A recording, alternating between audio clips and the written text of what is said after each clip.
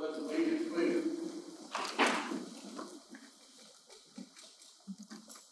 I pledge allegiance to the flag of the United States of America and to the republic for which it stands, one nation, under God, indivisible, with liberty and justice for all.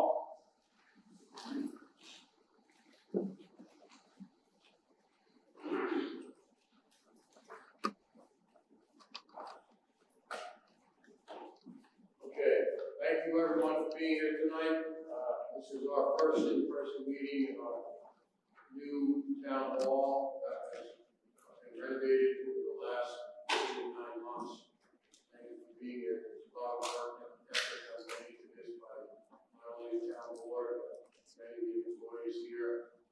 Everything from picking colors to deciding, the height of different things and whatnot. So we're happy to be here, and hopefully you are as well. Quick update regarding the operations during COVID-19. We opened town hall this past Wednesday. For the first time to the public, and it was allowed into the lobby. We're going to hold off probably for another 2 weeks to opening the entire building to the public. You have to obviously come in, show your screen for your temperature, and you ask questions regarding COVID. Some updates from the governor's office. He's implementing a mask enforcement guideline. Don't know what that's going to entail. That's all we got out of it so far. As far as the county goes, we're still holding the air show up in Stewart. It's going to be held in a different manner as far as viewing your ability to travel around the airport. There's also the Seafood Fest at the Orange County Farmers Museum, which is going on.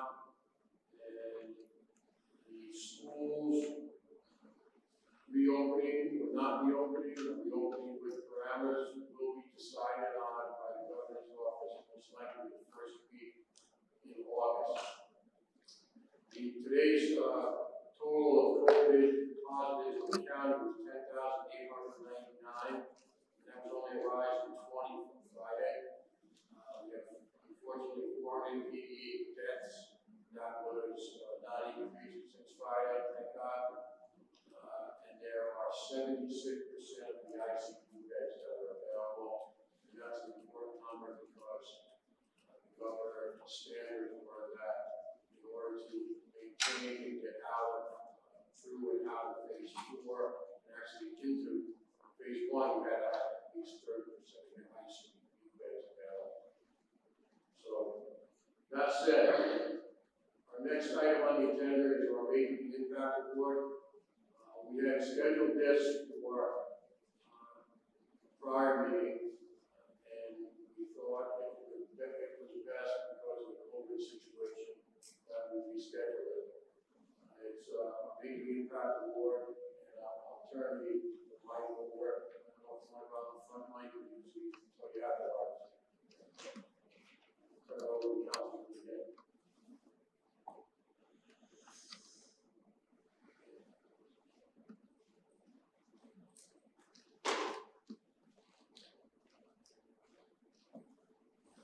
Good evening, everyone. This is working, right? We have the juice on this, and we'll hear it. Beautiful. Listen, it gives me great pleasure to present this Making an Impact award for the town of Grove to Police Officer Daniel Lindell from the Village of Grove Police Department. On February 23rd, he received a call of unconscious at the Quick Check on 17M. He responded to that location.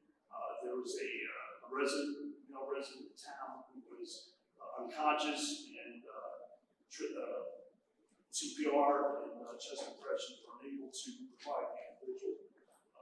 Police Officer Lindell responded, administered Narcan to the individual, which immediately improved his condition. He was moved to the hospital where he was treated and survived. Thanks to the quick action to Police Officer Lindell, this young man got a second chance of life, and hopefully he makes the most of that, the chance you can give him. So, for outstanding duty and for service to the town and its residents. It's my pleasure to give you this plaque. Please come forward, sir.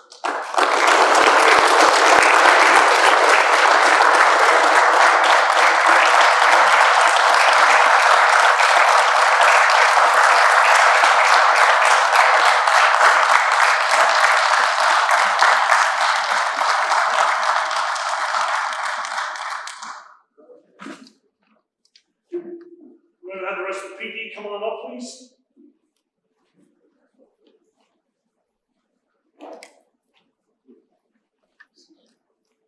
Listen, we know this is a trying time for law enforcement in this country right now.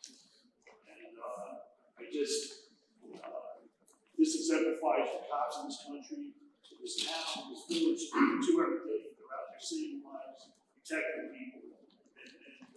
It really is contrary to what is on the news and what we see every day.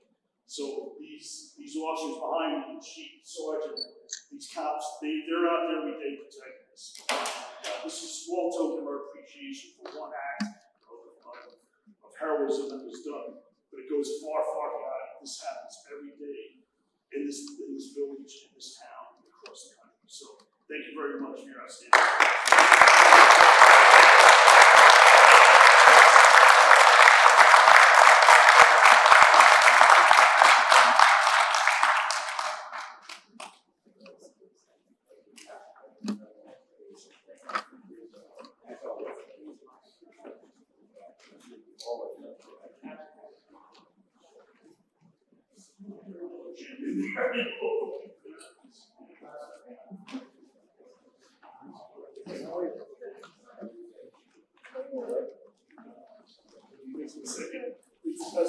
How are you? Good, brother. How are you? You know, sir. I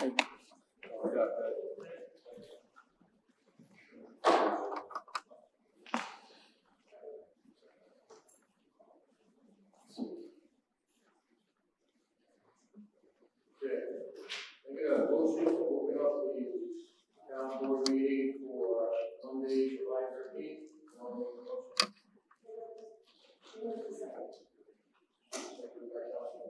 Call question.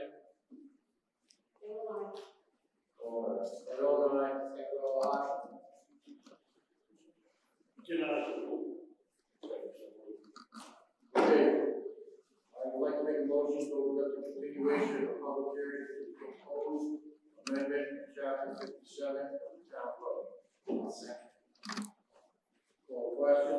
Go on. Okay. Anyone from the public sign up to speak?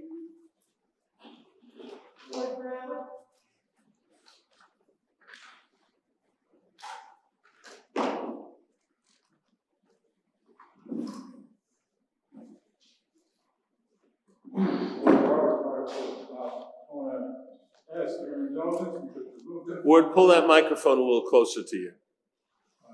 Be my lap. Can you hear me? Yep. Okay. I want to thank you for the time to respond to a couple of questions I submitted to Max. And I tried to make the question as short as possible.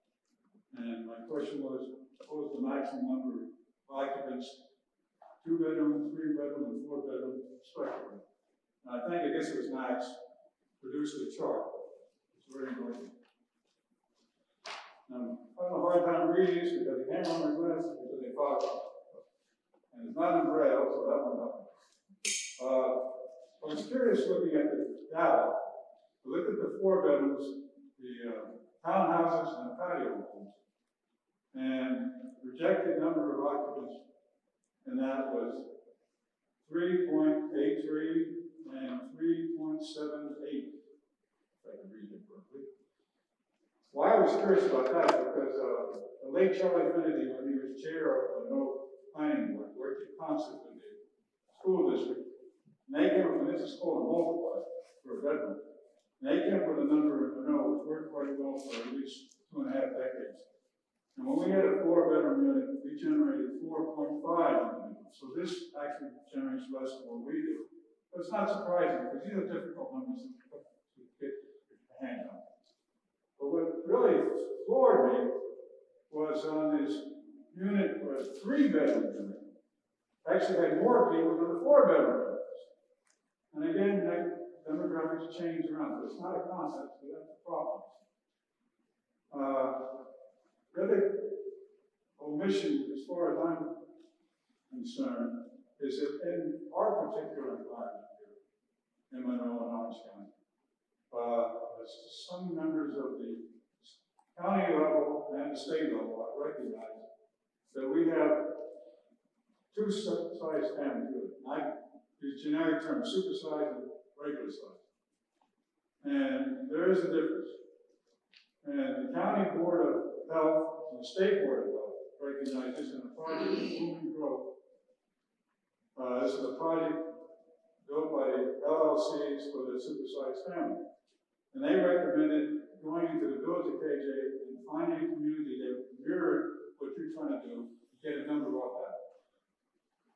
Then the county planners, that department, they also mirrored that same, and in fact they did that. And for Blooming Grove, standard size family, and I don't have those numbers right here, was about 1/2 of what the supersized family was. So that we need to include in this chart to get our hands on this more accurate presentation. Because these are very important. These multipliers are secret, most secret based on the multiplier. The number of humans on a project will affect the impact of the environment, around the environment. Now, my next question was to Plan Max, was how would you enforce the maximum number? And again, I thank Max for his answer. If I can read this, you can see it. It says the New York State Department of State Division of Housing and Structures, they don't measure number of apartments, they don't measure the size of the apartments, they do some strange phenomena. They know the number of occupants. Now, some individuals have been going for that for at least a year and a half. So I think maybe we ought to take that into consideration. The state's using it, and the states are the ones who are implementing, maybe we ought to follow suit. And there's just one other thing, and that is, Max also pointed out that when they did the projections for this test program, they did not do it on the maximum number. They did it on what they projected the sales would be. And that's fine, except for the little kicker, that concept called segmentation, the seeker concept. And if you seeker for that particular number of families, then you have to restrict the house to that particular number. We can't do that. Because we can't restrict the supersized family from moving into those dwellings. So therefore, this is a problem of segmentation. Where you seeker for something, and then something larger can be on the horizon, and you need to do an environmental study for it. So, 2 ways to remedy this would be to find whatever the state multipliers, the number of occupants per dwelling, or put a limit saying, okay, we only seek this for X number of people. If you go beyond that, then you need to do a seeker. Then we're not segmenting. But right now, we're segmenting. We're doing the seeker for one group of people, and we allow a larger group of people to occupy. Those are my concerns. Thanks. Thank you very much. There's no one else on that. Anyone else? Anyone on the board got a comment?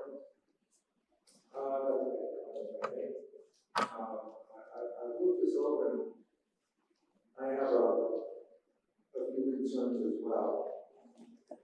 When I was speaking with the planner on this about limitations perhaps we could put on not just the amount of people, because I think that's going to be very much important.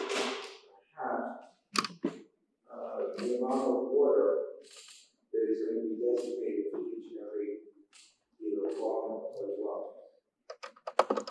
And I don't mean having it curtailed to a ridiculous amount. You have the average now, if you could say at least 5 or 6 gallons per day per household, I think that, or you make a specific number. In other words, if you allow 350 gallons, you can make it 345 gallons a day. That on, say, like 100 apartments on 5 gallons property gallons right there every day that you're saving. I believe that water is going to become a very precious commodity in the future. And just by what's happening in New York City, they're bringing down the aquifer. I still believe that water is going to be a very big issue in the coming future. And I'm not talking about this year or next, I'm talking about 10 to 20 years from now. And that's one of my main concerns. Another concern is the density that you would have in a small particular area.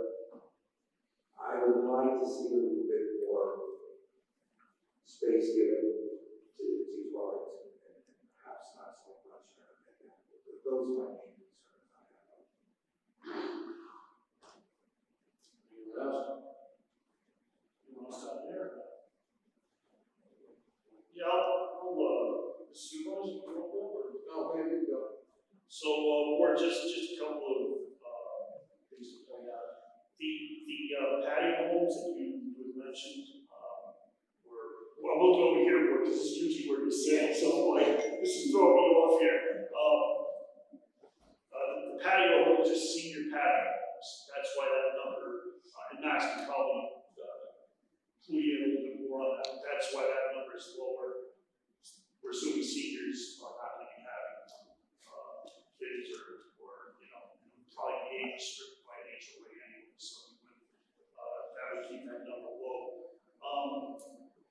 And I know we've had this conversation before, but the count per apartment. I mean, if it's a one-bedroom apartment or a two-bedroom apartment, which really comprises a large part of this, the units being built, can you cram 10 people in a bedroom?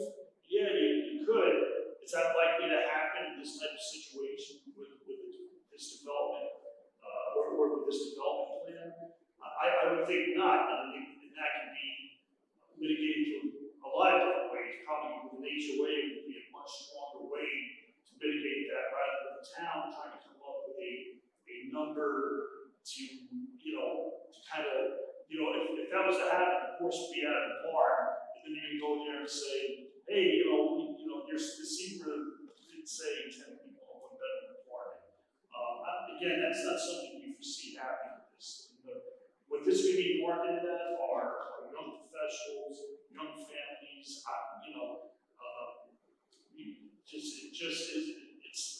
it's not happening in other areas. This floating zone, the CCR, is really well suited and geared towards what we currently see in the market. I think it's a great time for us to go forward as people leave the city. They want, they're able to work remotely. This is a perfect fit for what we foresee with not just us, but professionals that deal with this, what they see in the future. And again, listen, you hear people talk about like politicians, community leaders, everybody. You want to keep your youth here, and this gives us an ability to rent apartments. They'll keep them here. They'll keep them in volunteer fire companies. Keep them doing the ambulance corps. Keep them doing all the things that we need them for. If you looked at the number and you go 491, oh my God, that's a lot of units. But it's 491 units on 90 acres, many of that multiple unit dwellings. And now and on top of that, then you're talking about this 65% of the rest, which comes out to I think 200 something acres that is left forever free and forever, to be used by the public. And I tell you, that's an amazing. I think that's an amazing thing that you're not going to see in many other developments in New York State. It's definitely a big draw, and I think will pull in people that will be a big benefit for this community. And that I kind of hit on segmentation of that too. Just to kind of talk to Councilman Colon about the water restrictions. Listen, saving water is always great, and a lot of that can be done through the construction process. Certainly you don't want to be kind of hold people's water if they go over. Oh, no. We wouldn't want to see that. And while yes, this is kind of apartment, maybe it looks like it's potentially, situated. Again, you're talking about everything being on 90 acres and then having, 200 plus that's open and available to those people. So it's not like they have nowhere to go and there's nothing to do. And we're sure there's going to be amenities built into it, just like the development scene down in Stokesburg, Woodline. That place is renting apartments as quick as it goes. And they have, and the amenities aren't even there yet. Clubhouse, all that stuff. And listen, to be selfish, I think Monroe's got it all over that location. You know what I mean? We're not on the power lines, we're in this beautiful setting with this all this open space around you. Train station is 3 miles away. You don't have to go down the highway, maybe turn back and like there. And plus, it'll probably be much more affordable. So, listen, this has been, we've been at this for the last 2 years almost, and I think we've covered everything that can be covered with it. So while I appreciate the concerns that people have, and members of the public, like the board yourself, I think we've looked at this every which way, and I think we're ready to move forward with this. And I think, honestly, this would be a great thing for this town. Something that's well needed that will give us stability for years to come. Max, real quick, I just want to confirm the numbers. The whole project is like 260 acres, correct? That sounds right. I can pay you exactly. I just want to make sure, because the conservation aspect, I think between 165 and 170.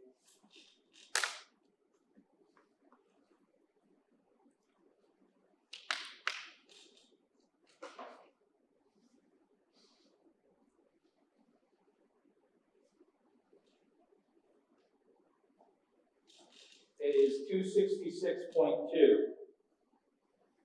In totality. in totality. All the parcels. 35%. So we're moving on approximately what, 38%, 35%.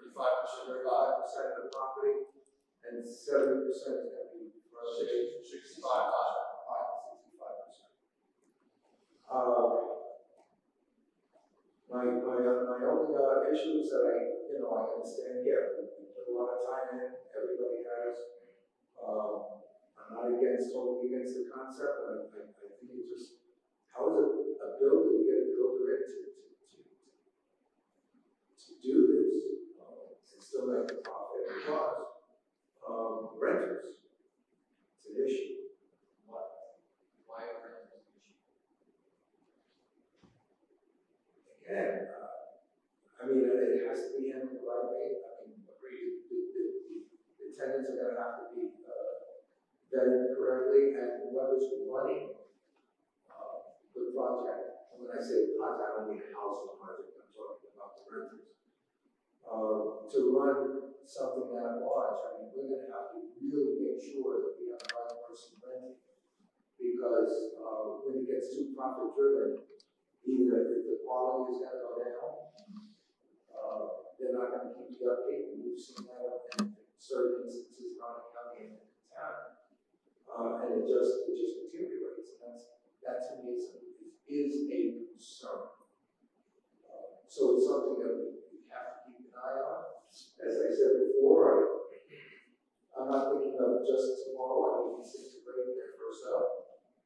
But we've seen instances in the county where after a while, these larger housing units that were started out as condos, they end up to be a nightmare.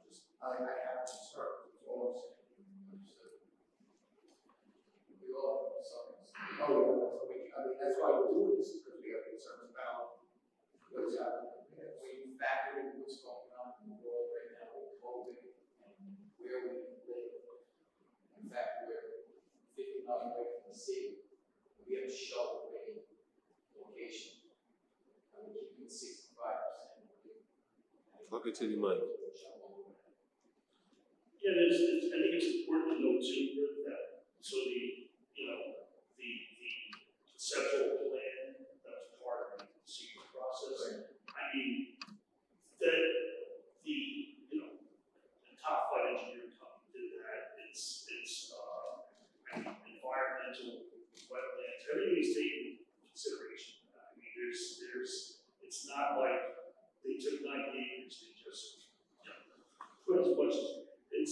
nicely laid out, and it'd be hard for anyone to look at that, kind of come up and do, listen, unless they, Well, that's a. unless you want to, like a monstrosity that's across the No, that's right. And listen, when I look at what could have gone in there as far as, every acre being built on, stretching from Reynolds all the way down to, the Ilion Invasion. I mean, do we really need more suburban schools, schools? Do we need, what, does that bring any value to keep our kids here? Do anything that accomplish any of the things that we need to do to have, to sustain this community for years and years to come? And I understand that, listen, you gotta worry about these large developments, but I think that this is gonna, if we have the potential to attract top flight companies to build, manage, and having a stable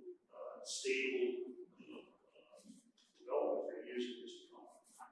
And the other aspect of that is that I don't think there's been a project that a town board in Monroe or in the surrounding areas has had control of. We have control of this.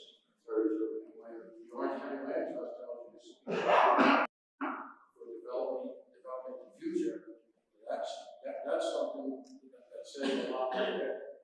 And I don't think any of us would be looking in the next 2 to 5 years, we're looking as far as water conservation.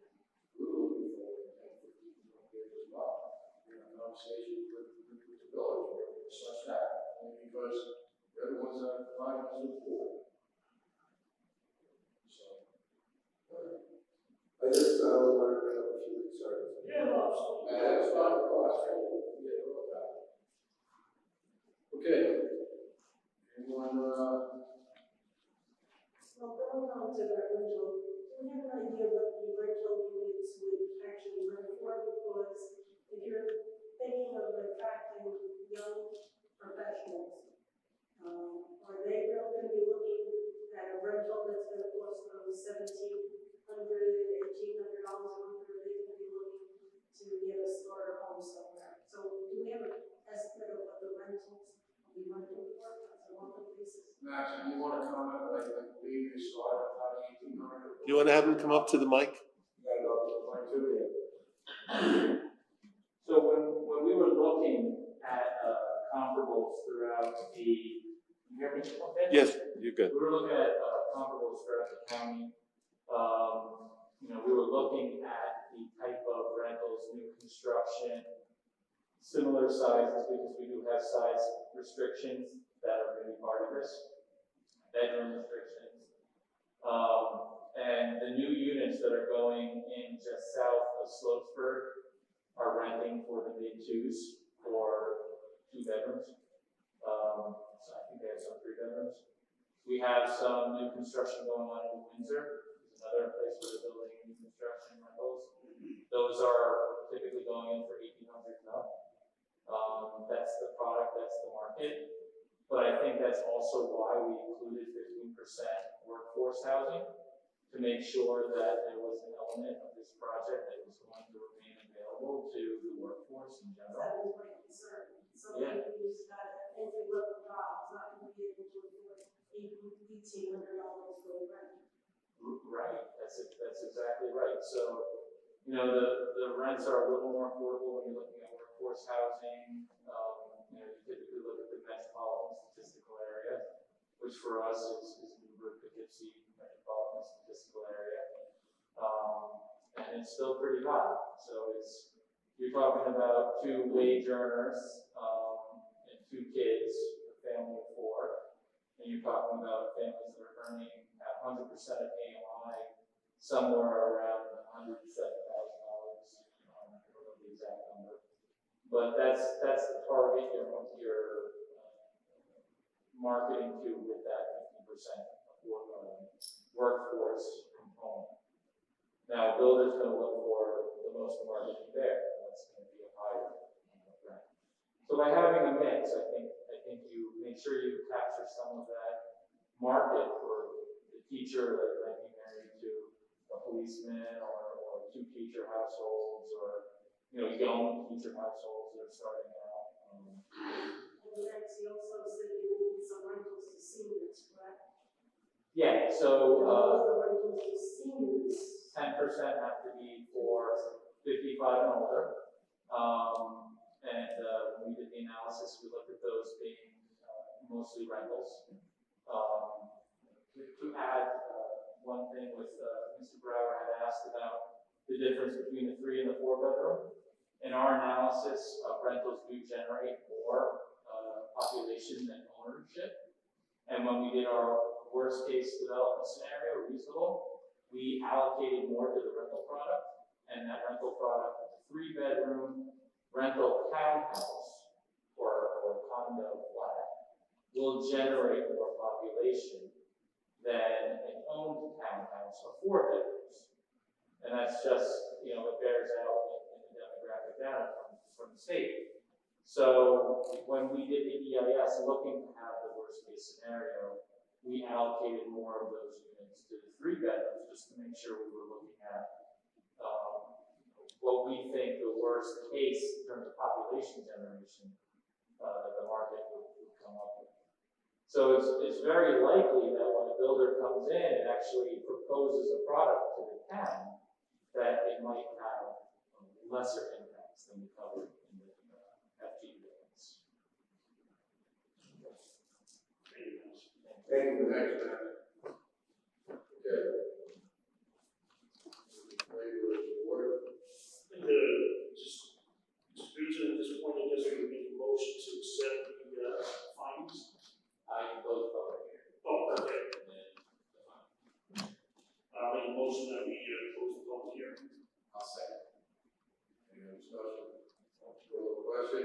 Go on. Go on. Cardona, Good night.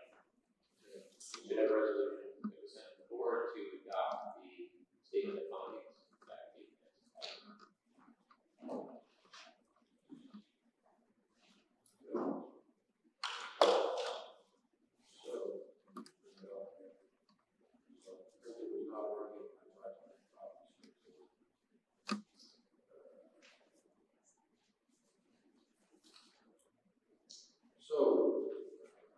motion,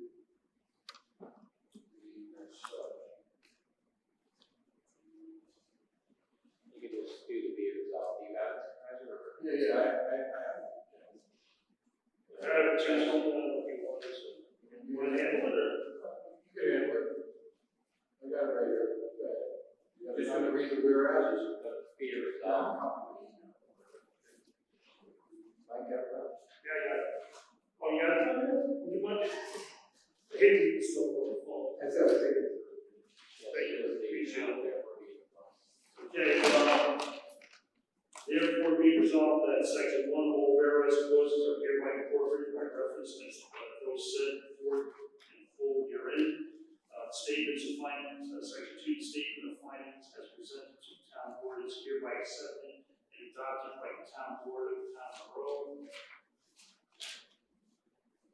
Section 3, the town board hereby directs the town planner and the town clerk to work in cooperation to prepare, file, and publish the statement of findings and file copies of the statement of findings with the chief executive of the town or lead agency and all involved agencies and any person who requests a copy. Section 4, the town board hereby directs the town clerk to maintain the statement of findings for public review at the town hall during normal town business hours. Section 5, the town board hereby directs the town clerk and the town planner to send a copy of the statement of findings to the Department of Environmental Conservation. Section 6, the town board hereby directs the town clerk to publish the statement of findings on the town's website. Section 7, this resolution shall be effective immediately. The question of the adoption of the foregoing resolution is to vote on roll call as follows. All questions? Go on. Go on. Cardona, Supervisor, maybe a second on that?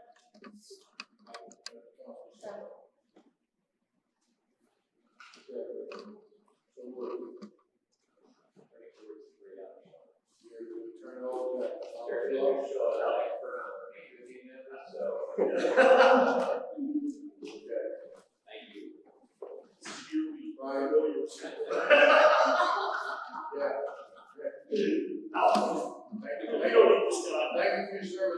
why you have to go to a second rate now. Yeah.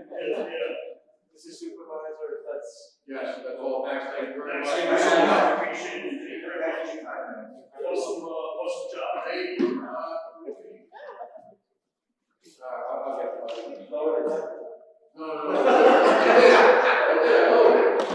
So, real quick, so we do have another Eagle Scout project that is in the works. We started some fundraising, so if anybody would be so kind, and you guys don't have to stay till the end of the meeting. There's a can up here, collect the donations. You want to drop a couple extra hundreds in there, like Councilman did, very much appreciate it. Do you want to say anything about that project? Yeah. Let's come on up and, come on up and talk to you and take the table. Show us what you got. State name, I lived in, My name is Michael Cordova from Troop Reporting from New York. I'm a Life Scout working with Eagle, and I'm doing a landscaping project for the town hall. I brought a picture board of what the would like to go. how about you turn that around to George, please? So you can get a quick photo.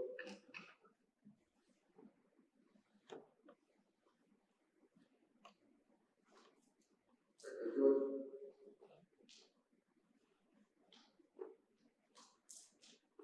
I need to look it up so that it works.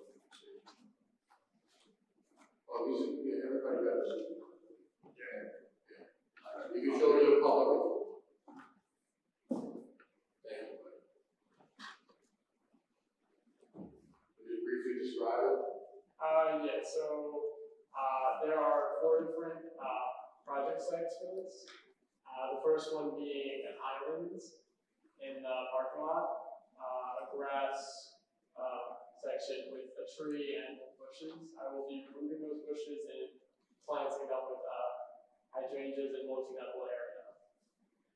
The next project site is the side of the front of the building. There are broken lights that were shine on the town hall. I will be buying new lights so the town can install them, and I'm mulching that area to make it look nice. The third project site is the entrance to the town hall. There were old shrubs there that I will be removing, replacing them with boxwoods, English boxwoods, and then mulching that whole area. The last and final project site is the town hall sign. I will be making a wall out of the same bricks the other Eagle Scout project was made out of. Not too high, it was 18 inches. And then we're going to do a backfill on those. And then the plants. Yeah, thank you very much. Well, Thank you. Yeah, started. Yeah. When you get started. I don't really have a designated time. It would be talk about September. As you, once you got the shop or this. Yes, I have. Did the boxwoods, are those deer resistant? Yeah, This is like a wildlife sanctuary here. It's crazy. The hydrangeas tend not to be, but I have a spray that, I mean, you guarantee I will be 12 different. It'll lead people away. Well, that's only for the first couple hours. Every time I know you're coming right up. Do you have any fundraising plans yet? I do. So I'm going to be putting a coin drop for my troop and keep it at the town hall. Also, I plan on doing a bottle drive. And a bottle drive. Yeah, and then I'm looking into buying T-shirts for my troop and then selling those to the troop. You say bottle drive, we like bottles. Yeah, so I'm gonna have the troop my troop collect bottles, and I'll put them all and then deposit them and get the money from that. When do you think you're gonna start the bottle drive so people can start saving up their bottles? We'll want to make the announcement at one of our meetings because now I have to go to start fundraising. Quite a lot of bottles during the He tell you right now. So what? Yeah. How much you looking to raise? I'm looking to raise a little less than $1,000. Okay, good, great, awesome. All right? Thank you very much, we appreciate it, so really looking forward to seeing how it comes out. Yeah. Maybe you need a job, Russ. Tony and the supervisor's family were all Masons, so we'll be up there. So, sure. Yeah. Thank you. Let me publish something. This is good. All right. Okay. Next item. Next item is a motion to open up the continuation of the public hearing to propose changes to Article 14. I'll make that motion. Town road local zoning. Along second, call the question. All aye. Take all aye. Okay, next item. Boards are out.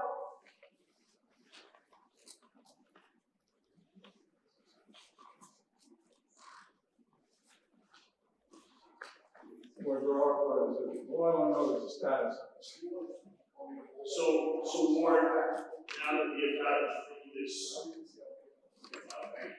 Max is gonna be working on it, hopefully we can get this wrapped up, in the summer or early fall, so. I mean, this was all council, and I should say that, I wish we were the only clients, but we're not. This was a big job for them to do, we had lots of people, so I was working on it, but this is next up, and we'll stay on top of it and get it done. Okay. Thank you, Ward. Anyone else? Madam Clerk, will walk for us, please. Thank you. Okay. I'll make a motion to keep open the continuation of the public hearing for proposed changes to Article 14 of the Town of Monroe Local Zoning Law. Zoning local law. Don't go out that all night. And, I would like to do that for August 31st, but I don't think anything can be completed by August 30th. Okay. So we'll go August 31st, 7 p.m. or be thereafter, in the year 2000. I'll second that motion. Call question? Elon. All aye. Take all aye. Again, So moved. Okay. General abstract, item 5.1, in order of claims. It's the abstract number 20-19, containing checks 25739 through 25847, totaling $532,358.71. I'll make a motion to approve that. Hold on a second. Yeah. We have new signatures and all. We will always have 3 signatures there. I know that's a little bit, please know, every item that goes out, 3 signatures. Okay, because last time I was there, they didn't do it. I see. Thank you. Just because there were no 2 doesn't mean it's not. No, but I want to give you some credit. I know, chief, thanks. Okay. Call the question. Elon. Item 5.2, escrow abstract, item number 20-09, containing checks 1915 through 1918, totaling $11,257.30. Make a motion to approve that. second for discussion. Okay. Councilman Bing, I think you have. Actually, I found the other ones in the general. Oh, okay. Yes, I texted you. I answered, right? You can answer this. Okay. Good? Okay, call the question. Elon. All right. All right. Good night. Okay, so moved. Item 6.1, budgetary transfer abstract. So the abstract is number 20-03. The general transfers are as shown on there. There are 6 transfers. One from the assessor's office, 2 from justice court, master plan from Eagle Ridge Secret Senior Center, and the capital. Make a motion to approve those. On a second. Any other discussion? Call the question. All nine. Okay. Item 7.1, the acceptance of the June 15th, 2020 minutes. I'll make that motion. I'll second. Any alterations, changes, revisions? No, operation days or those for some time. Absolutely awesome. So, call the question. Go on. Okay, new business. 8.1 is the order of public hearing regarding the Old Country Road Water District. You have it before you. I will read it. Now therefore, upon the evidence given at the public hearing described herein, is hereby ordered as follows. 1. The reasons detailed in the negative declaration attached here. 2. This action will not have a significant adverse impact on the environment. Number 2, the notice of the public hearing described in the preamble hereof was posted and published as required by law and is in all respects sufficient. And number 3, the creation of the Old Country Road Water District and the construction of improvements here and above described is in the public interest. And number 4, that all property and property owners within the Old Country Road Water District are benefited by the proposed improvements. And 5, that all property and property owners are benefited by the proposed improvements and are included within the limitations of the Old Country Road Water District, which is more particularly described in Schedule A, which is attached to and incorporated herein as if set forth in full. And number 6, that all expenses attended upon the establishment of the Old Country Water District shall be the responsibility of the village of Parish Joel. And number 7, the town clerk is hereby authorized to assign a water district number to the Old Country Water District consistent with the numbering of previously established water districts within the town. And number 8, the town clerk shall record a copy of this order to the office of the county clerk of the county of Orange County. And such clerk shall within 10 days after adoption of this order cause a certified copy thereof to be filled in the office of the State Department of Water Control. And number 9, this order shall be effective immediately. Okay, July 13th, 2020, question the adoption of the foregoing resolution in order was duly put to the vote. A roll call, which resulted in the following. Call the question. Go on. Okay. Second chapter, please.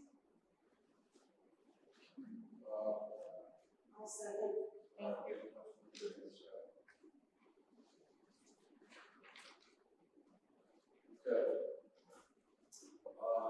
Item number 8.2, Comco. I was Superintendent Shirley.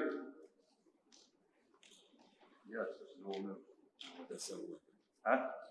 Not working? You just have to speak. Just happens. NICOMCO is, who provides our radios. Press that button. Speak. No, we only have 2 mics up here. All right. I get it. NICOMCO is our radio provider for all the highway equipment as well as Dial Bus. Their lease is up. Basically, you met with Bill as well as myself. Everything looks good. I like the company. I suggest we keep going with it and let Supervisor Cardone sign the contract. Just one other aspect of this,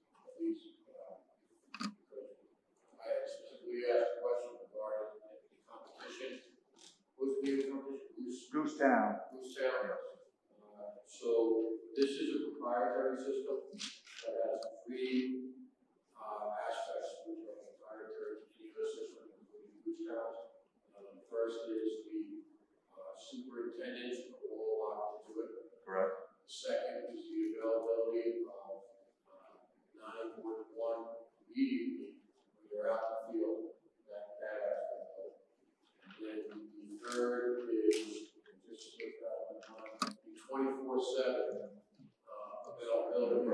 24/7 availability, your tower, one of your radios goes down, you actually need it.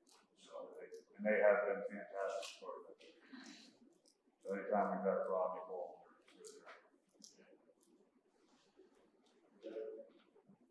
So, the agreement consists of, 5-year term, and $841 monthly payments. How many units? I believe it should be on there, I believe we have at least 12, and I have 2 portables. I might have like 15 portables right now, because I think I added one to the back.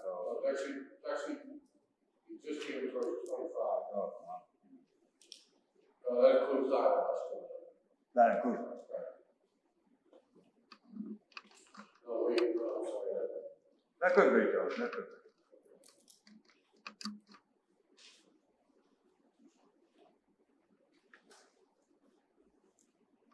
Okay. So, make a motion to approve that. Second. Yeah. I don't need to- Discussion, no question?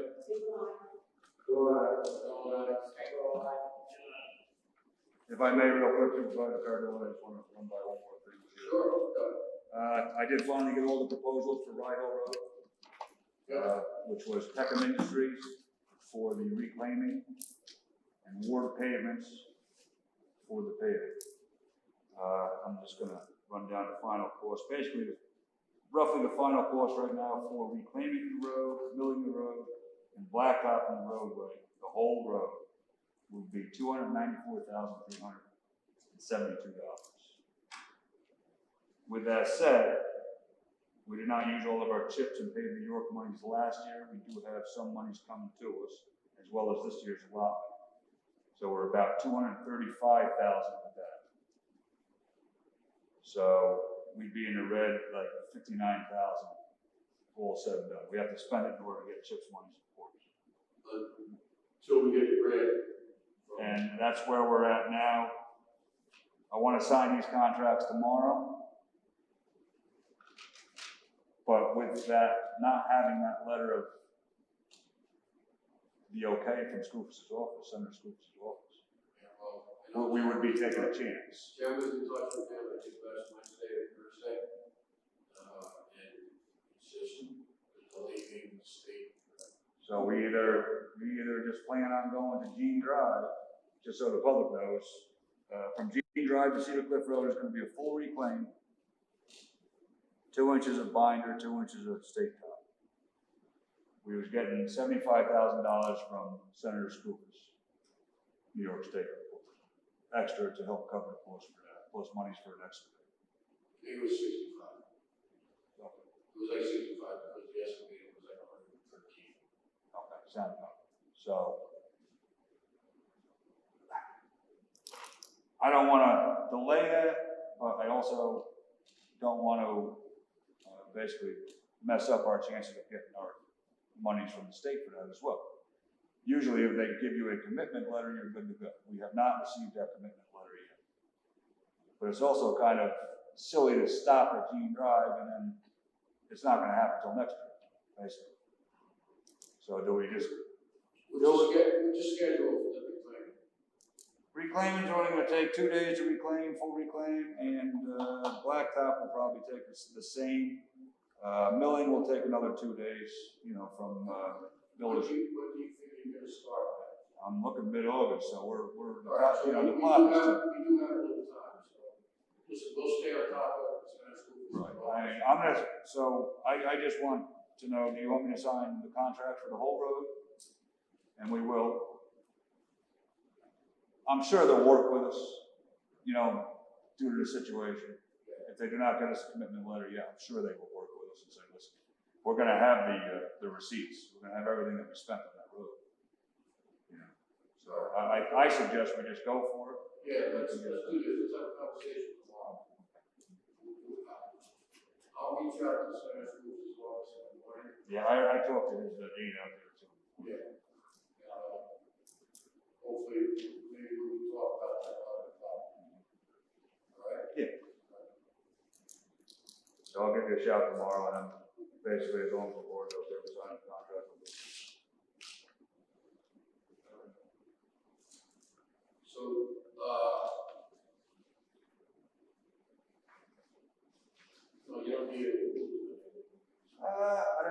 wanna approve it or not. I mean, if you wanna talk tomorrow, if you just wanna approve it with your approval for tomorrow, I guess the board can approve. When you sign the contract, Yeah, you have to have the board approval for me to sign it. so that's what I would need. Alright, I'll make a motion that we authorize the supervisor to, sign contracts. And, you know, contingent upon, ensuring that the grant was received from the state. Is that good? I'll second that. Any other discussion? All question? Warner, Bill, aye. Stanko, aye. What's that?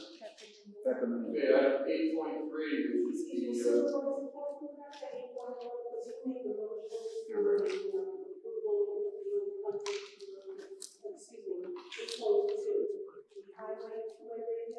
yeah, I can't do that.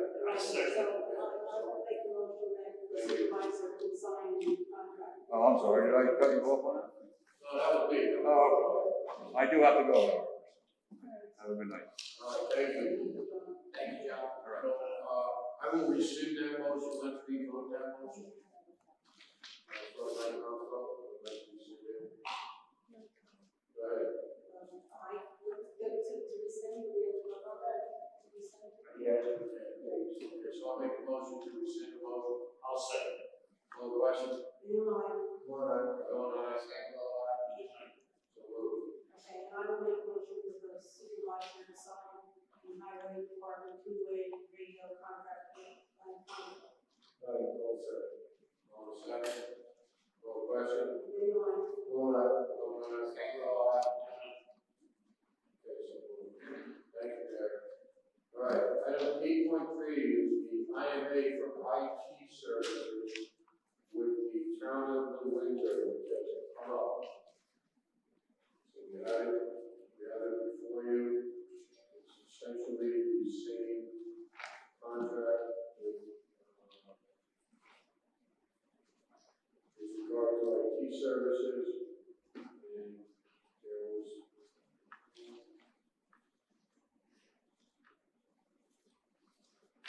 rates on posted here. I know there was a small, let me see her rates. Oh, there we go, exhibit A. So essentially, it's $85 an hour, $118 an hour, and $151 an hour. I don't remember whether these must be on a holiday rate. Good. It wasn't time, was that? Good. What's done? And then there was a time where we did have to get into the overtime rate. We were initiating the phones here, I believe. Got, in, 17. Other than that, we're good to go. There's any great asset to the town. What a tremendous difference from what we had before. It's a good team. Yeah, it's a good team. You know, they know what they're doing at the municipal end. they're always very helpful when you call. It wasn't really on the phone. It's great. Services excellent. You know, they had a little hiccup with COVID like everyone did, but we weren't allowed to come out to site visits. And that was hopefully being, you know, didn't do it before. So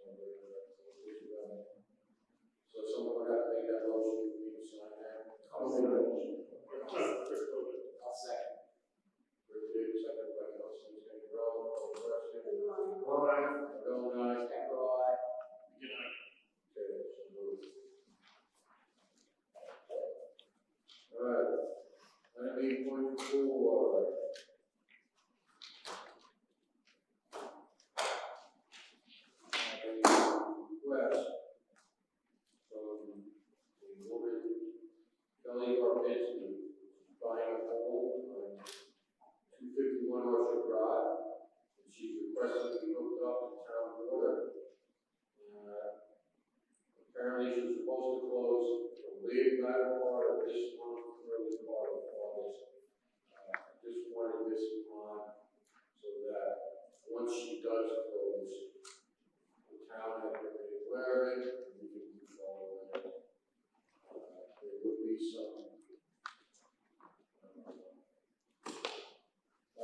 correctly.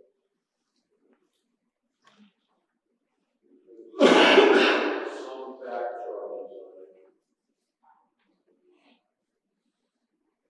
Those are the operation and maintenance, which happens to this week, probably last week.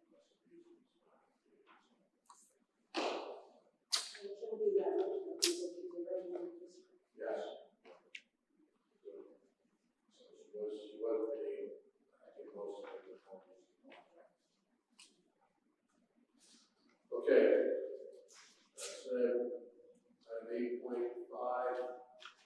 is the Board District bond.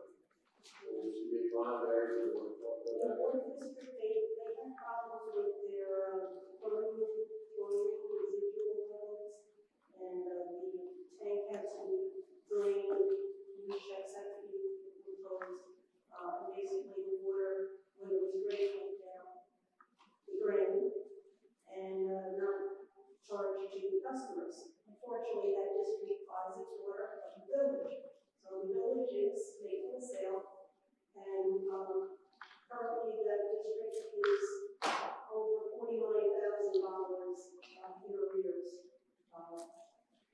Simply because we haven't been able to build residents, but we have to still pay the village. So it's only fair that the residents in the water district pay. So I think because of the dollar amount, it would behoove us to look into a bond for possibly $50,000. How many residents are there?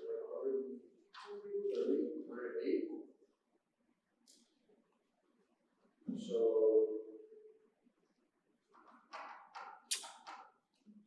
rather than go through the process of bond and interest, you're looking at, if you added $500 approximately on their bill next year, the tax bill, basically covered.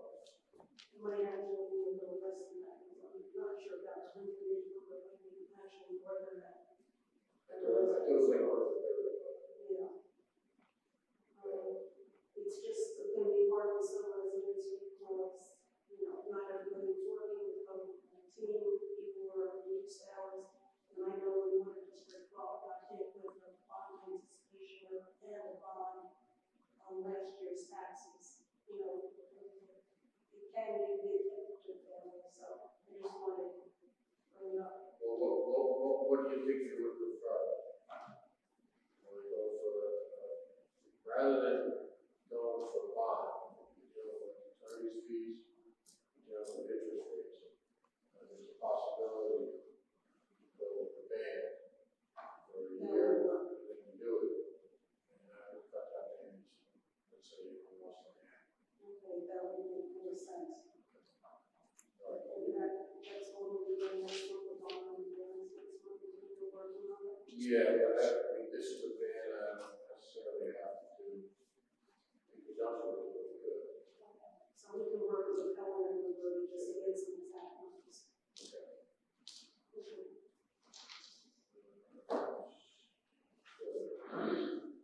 Okay, so this is a notification process, resolution. I had some conversations with Mary Dwyer this year, as well as trustee Wu on this topic. So, in the agreement, there was some discrepancies in the way things were interpreted in the notification. So, I asked Mr. Ducey to prepare a resolution so that the town's building department notify the village's building department with building permits and COs with respect to anything that went on in the town within Smith Farm. So, basically states, now therefore, be it resolved that all whereas notice of everybody incorporated by reference as those set forth in full herein. And number 2 is the important one. The town building department shall notify the village of Monroe Planning Board Secretary upon issuing building permits for dwelling units in all phases of the Smith Farm project and prior to issuing certificates of occupancy within all phases of such project in order to ensure compliance with traffic, transportation, communication measures set forth in the amended secret findings and in both land use approvals. I will agree this resolution shall be effective immediately. Eduardo, do you have anything you want to add to that? Because I know we went back and forth on this, and it was, frustrating for the village in some aspects with respect to, water. I think the key element. Why don't you come up to the mic, Neil? I'm pretty quick. Secretary. Unless I'm a builder, then I'm fine with what's paid. Okay.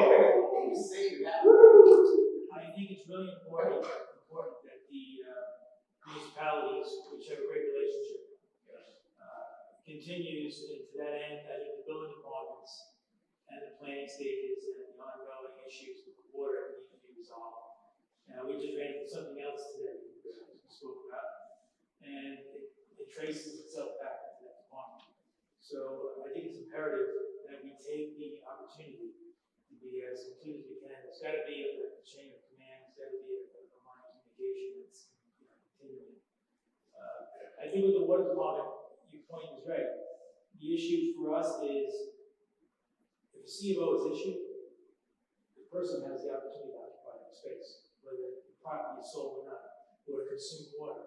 If we're not aware of what the status of that property is, and we've already given them a meter for that property, we're tying the meter, the serial number, and the section block lot.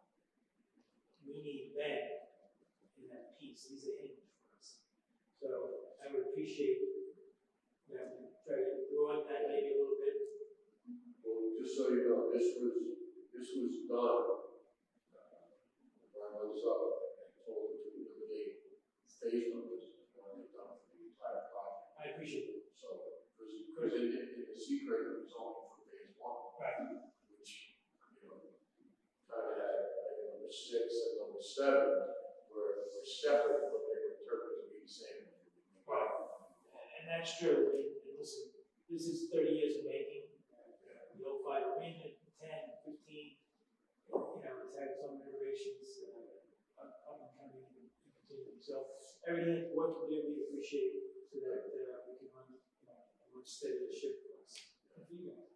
We'll talk more about that. Yeah, please. Yeah. Thank you. Thank you very much. Thank you for being here for the flag. Yeah, it's awesome. And trustee. Yes, trustee Gold and trustee Barrett. It was your son's birthday this evening. You wanted chicken parm. Sorry about that. Gluten free. Gluten free. Gluten free. Speaking of birthdays. Yes. Councilman State Road, 33 again. 32. 32. Yes, so you didn't have a problem. No. No issues there. Okay.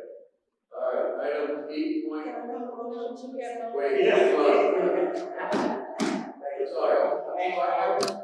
Yeah, thanks. Go ahead. You make the motion. Make a motion to accept the resolution that the supervisor listed regarding the notification process for Smith Farm development with the department. On a second. Call the question. All right. Okay, so thank you. All right, item 8.7 is the return of CPA escrow funds. Project number C040-2019, Clifford Burstall. The amount to be paid back is $987.72. All invoices have been paid to the attorney. The applicant has had approval of the variance. I'll make that motion. Hold on a second. Call the question. One. Bill and I. All aye. Okay, so moved. Next item is the return of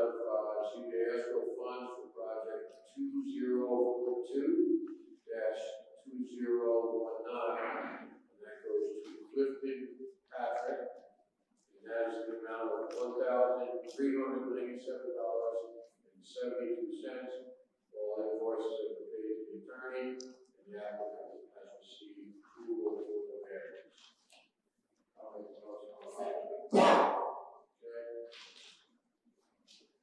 Got those first and seconds. Call the question. Aye.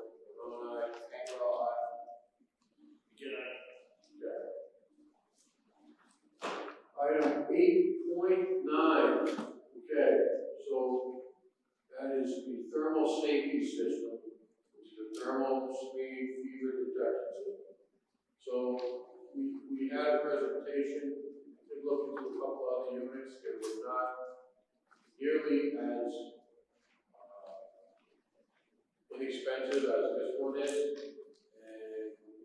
it's called thermal safety systems. It's a system which essentially is a camera with an iPad screen.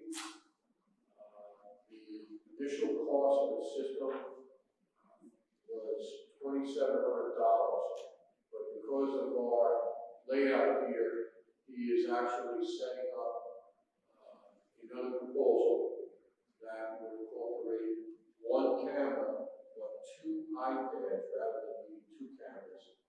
One that could be placed in the town clerk's office, and another one that could be placed in the court clerk's office. Because at night, town clerk is not going to be here when the court is open.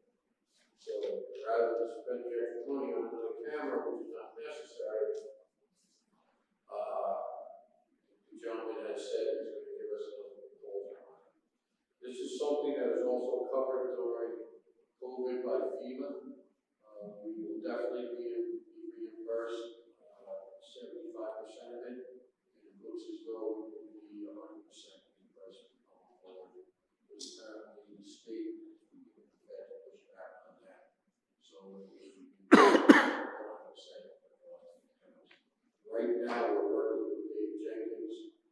We've had multiple Zoom conference calls with him. He is presently has $44,000. Yeah, well, that's all we spent.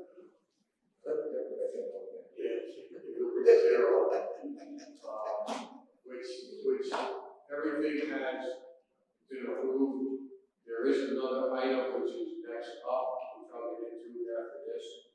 But I just wanted the board to know that this also has given the clerks a little less labor, constantly taking temperatures with the hand one.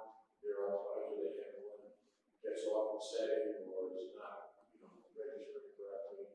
So this takes that onus off. And there's actually an alarm that goes off when somebody is above the threshold that we set, which is 100.4. Yeah, George Keegan would not call for me.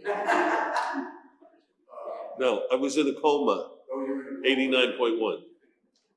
But no, we actually had it set for a lower threshold, so you can hear the alarm, and it works. Works very well.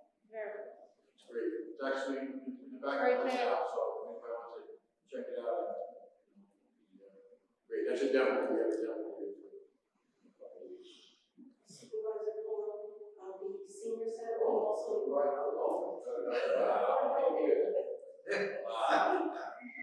Popular name.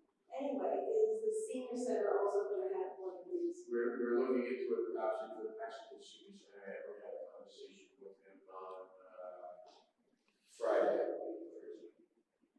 It's definitely, beneficial for us. What's that? Just don't even hurt. So that's it. I will, once we get the new proposal, it will be placed before the board. So the fact that we're getting the first time, it just makes total sense. Okay, so next item up is the HVAC replacement at 11 Stage Road. So what happened was the HVAC unit at our old town hall at 11 Stage Road is over, it was 22 years old. And it's got to its life expectancy. It went down. They essentially go in So we have reached out and gotten specifications for a unit that is COVID responsive, COVID, As the filters. it has the MERV filters, the MERV 13 filter, MERV 13 filters. The only aspect of the MERV 13 filters that troubles me is the cost to actually remove them. Because essentially you're catching the particles of the COVID virus within the filter. You then have to, when you remove it, you have to be glove, mask, most likely, some sort of protective suit. It's got to be removed, immediately put in a plastic bag, and be disposed of in the bottles as long as it's in a plastic bag. So just an example, to remove any future filters that we put in our units here, it's going to be about $1,500. Right now, yes, it's reimbursable. I just don't know how long the fee is going to continue that program. So I think it's wise for us to go forward with this unit. We're trying to get other prices, which FEMA does not require, but highly recommends. We asked for a price from the HVAC firm out of Ocean. They saw the specs, decided to stay away from it. They don't want to go. We asked for a price from another company, which we're waiting for this week. So we will at least have two prices from Ford and Ford. It's definitely not cheap, especially since they're two 4-ton units.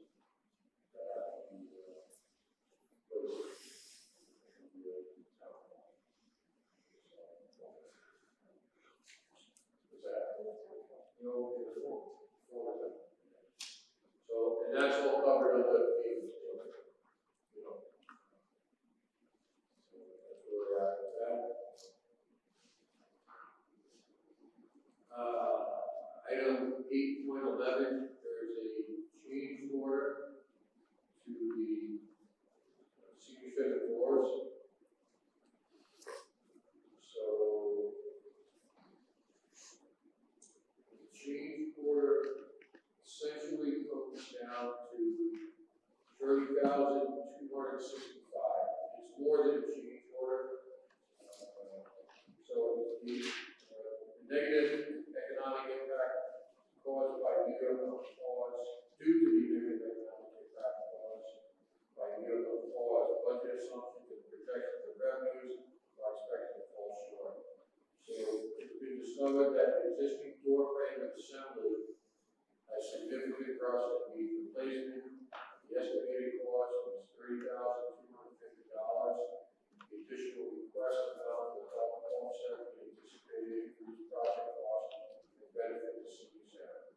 It's actually the door downstairs, back entrance of the senior center. When you come in to the right side downstairs, the CPE group was out there. They essentially felt it was needed. That price is not only for a door, but it's also for a new platform that has to be put in so that it's ADA compliant. It's essentially no cost to the town. It's going through the CPE grant process. We got that Thursday last week.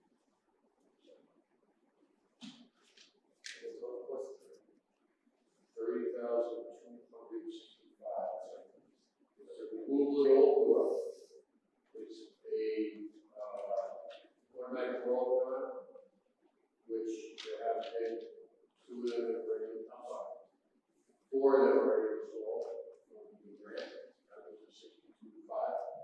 So there's 4 of them, and there's another grant that was applied for the outdoors and the replacement of the platform out there, because we couldn't do the outer doors with the platform as it is, because it didn't meet ADA compliance. The pitch was not to specifications.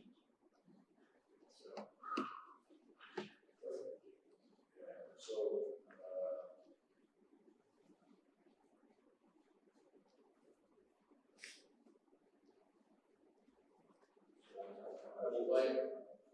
I would like a motion to approve the change orders for 32,000 each. I'll make a motion. Total cost 32,800. So there's no profit there. Okay. For the change order for the senior center, downstairs door, and platform, along with the door opener, safety precautions, equipment, tools, labor, and material. I will say.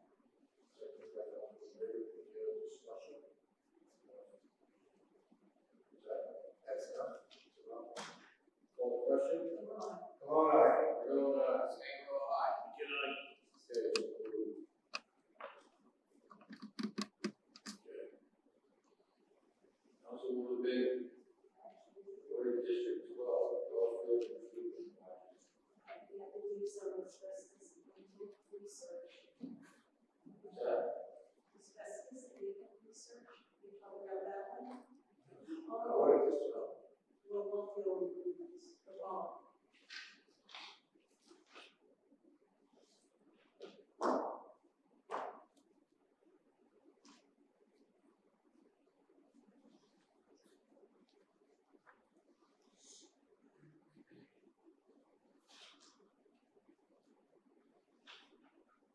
Yeah, there is an area environmental to perform a predetermination inspection and sampling of ACBM, that's asbestos. At the existing water filter building on the Carroll Lane, which is actually Carroll Drive. The town's engineer reviewing hazard and some regulates the town retaining their environmental estimated cost is $980. That was the one I think we was. Yeah, that's First, okay. Okay, and then there's also, advertisement for bids for the town Monroe Water District 12 bulk field improvement projects.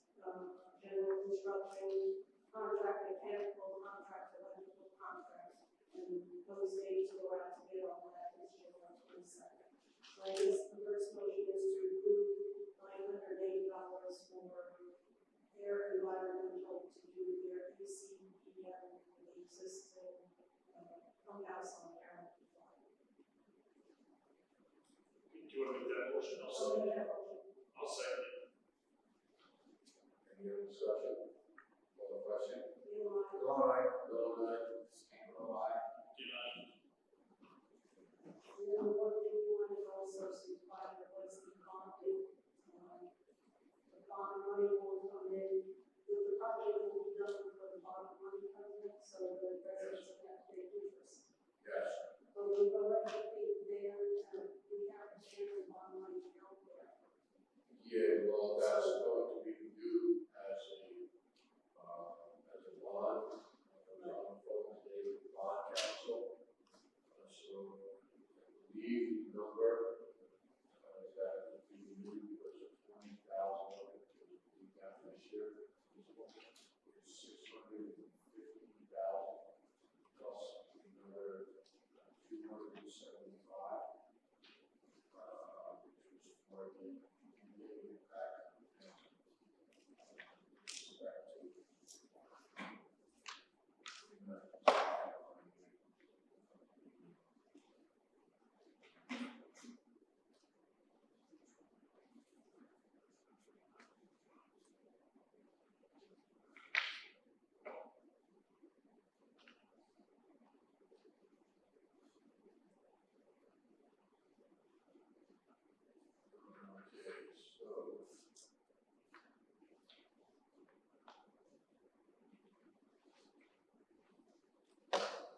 I will send the schedule this afternoon on this.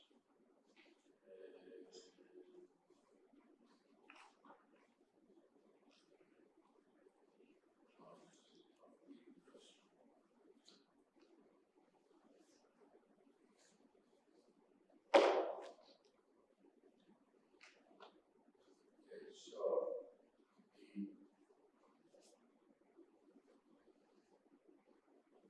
the $612,000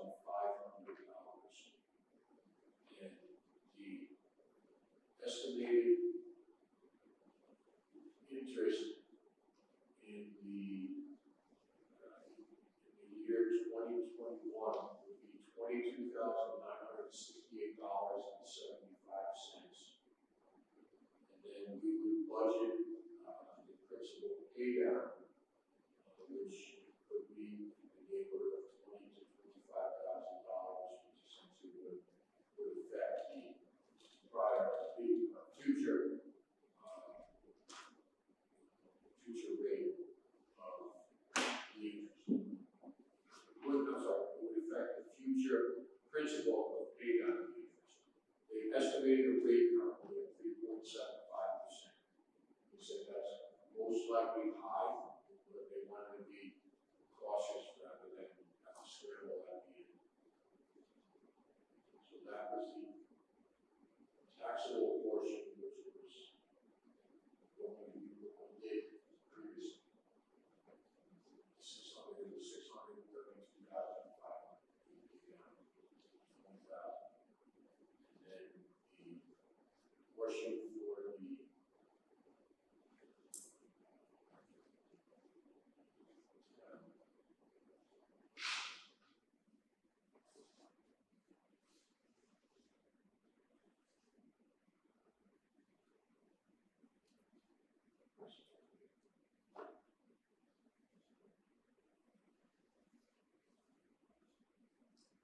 was $247,500, which was the reimbursement for the money that the town had laid out prior for all we worked on that work as well. That was the water thing going down. This is before, Right. this is before Waller. Right, this is only work done by Bachelor, so. Right.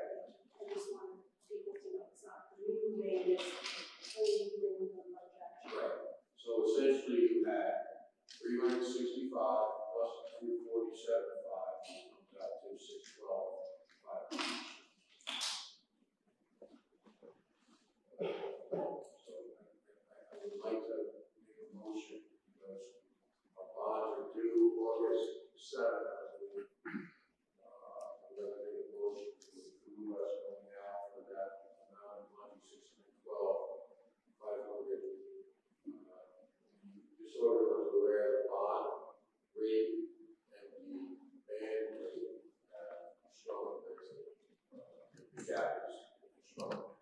So 17 from last year, 1.5, 3.5. Now it's like, 1 and a quarter. I'm throwing numbers out to 2, let's say. So it's not that much. So, So whatever gives us the better rate. No. Band would give us a better rate. Only for 1 year. It's only for 1 year. Yeah. So going for a bond, that rate was appreciated in 10 years. So my question to you is, since you're in the district, would you want to do it, and I'll send you schedules, would you want to do it 10 years? You don't have to do this, 10 years or possibly 15 years. I think the longer this time frame is better for the residents. Absolutely. So here's what I'm going to do. I'm going to have Tom create from the line of use that. I'll have him create a schedule for 10 years or 15 years, and we should make that determination. It's just the amount of money we look at. So I'll make the motion for the amount of $612,500 for the water district. 12 on, and I'll set 1 second. 1 second. The only other thing I would add is that the appreciation payoff line would be discussed either 10 or 15, most likely. Okay. Right with that? Yeah. Okay, call the question. Go on. Go on. Stand with the line. And I would like to make a motion to develop that motion for the asbestos. No. No, That was 6. that was. The 97.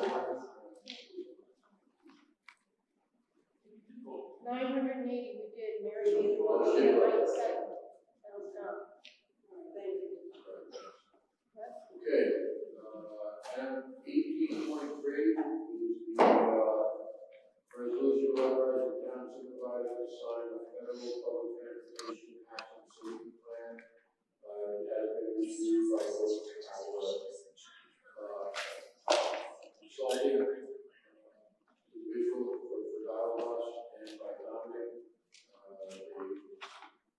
He wants to go to the FTA announced that all operators need to prepare and execute PTA, which is the Public Transportation Agency Safety Plan.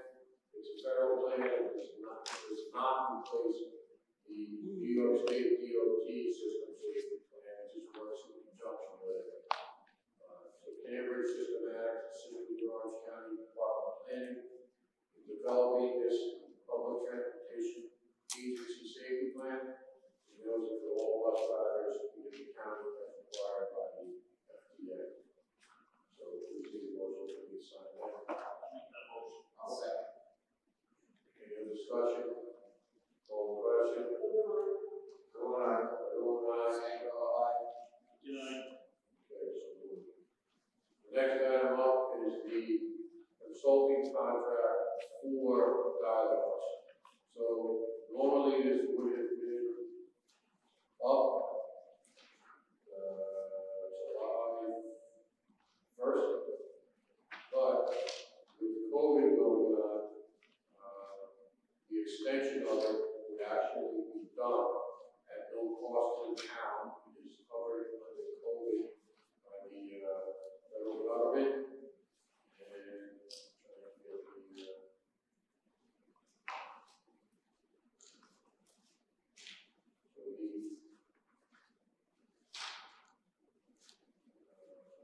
extension of it, and now,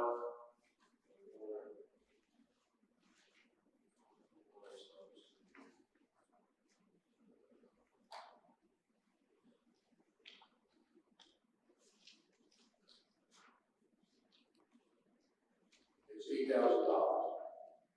That will cover it from July 1st through December. Like I said, I would not have recommended to extend this if it was not covered under the COVID Act, but because it is, I think it's necessary for one major reason. So there was supposed to have been an audit done, with the ILS, which was never done. Our accountants have been working on initiating it, which is supposed to begin, I think, Thursday this week. They'll be here, doing both RUTA and the ILS audit. And that ILS audit need some oversight because the consultant, Jennifer Goldberg, has been through it before. It's not been through it because it's been here for years. So I think it would be wise for us to extend this, especially since it's no cost to us. So that's it. I will make a motion. I can make a motion. I'll make that motion. I'll second. Any other discussion? Thank you. Call the question. Come on. Okay. All right. Next up, we have a request for a Buddha sewer hookup. Letter says here is for all the right to require about potential getting authorization to hook up to sewer district 9, which is Buddha, and building a single family home on 4.6 acres right at the end of the Foundation Reservoir. We have already started construction, we have a fully integrated site plan with approved septic design. We can certainly install septic system at the time, but I would like to explore the possibility, along with the costs involved in attaching to the existing sewer main. My address is 62 West Foundation Road. It's always been a vacant lot, now being my residence and nothing more. The adjoining property, 60 West Foundation, has sewer, as do the rest of the houses on the lake. The property has 300 feet of lake frontage on the Village of Monroe's water supply. I think it merits some consideration consideration based on proximity to the reservoir. Please let me know how I can get more information. Thanks for your consideration, Steve Brown.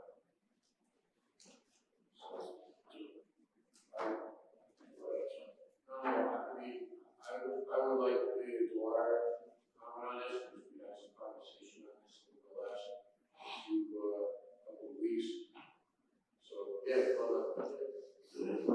First, Mike. Thank you. This property, obviously fronts our water supply. There are many properties that do front our water supply, but it's imperative that we know who they are, what they're doing. We had a situation about a year ago where we reportedly had a spill from the roof. And I got a call, and I got up one morning with the police department. We went up there and spoke to the resident. He described where it was and how it was. And the thing that came to my attention was not the spill so much, was the proximity of West Palm Bay to our shoreline. Now, if somebody wanted to come up to our lakefront and dump, I don't know what, in that lake, they could do it easily and walk away, unnoticed. So fast forward, we come to this applicant here, and he has, as he says, a fully engineered site plan, which I don't know anything about. The date of that site plan, I believe, is January 5th. I got a phone call maybe 2 weeks ago from this applicant, asking if I'd like to meet him. And at that time, I said, okay, we'll get together at some point, not aware that he's already petitioned or was going to petition the town for this acceptance of the movement. And as well as his site plan with his septic system encroached in our buffer. I'm not sure why he did that, and I'm not sure why I think you ever allowed him to do that, but that's in fact what it shows. Tomorrow morning I have a meeting about that very matter, and it's a concern.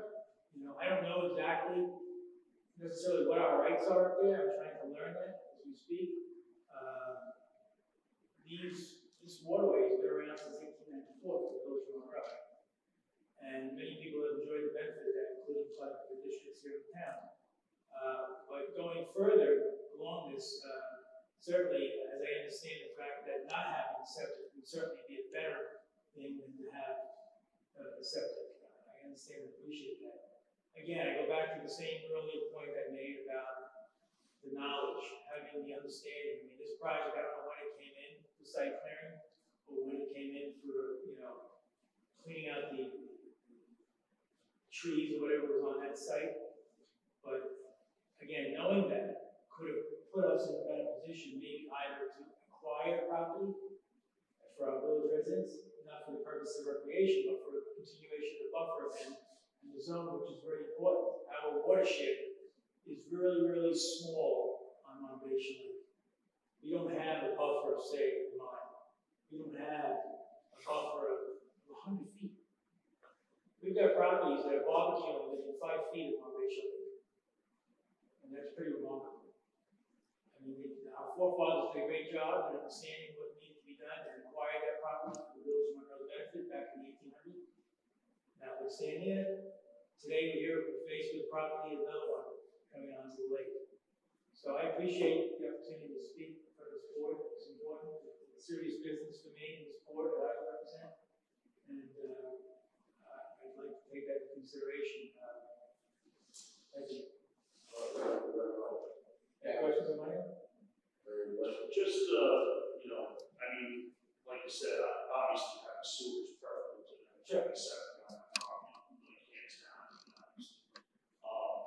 Just as a word note, we did our master plan, we made sure all those properties on that would have led down to the lake from the right of the corridor, they were made 3-acre lots, 1 acre, 3 acres, and our planner made that a watershed protection area, basically to protect, his resources, feeds, village residents, of course, town residents. So to that end, we took that into consideration, and that side is obviously the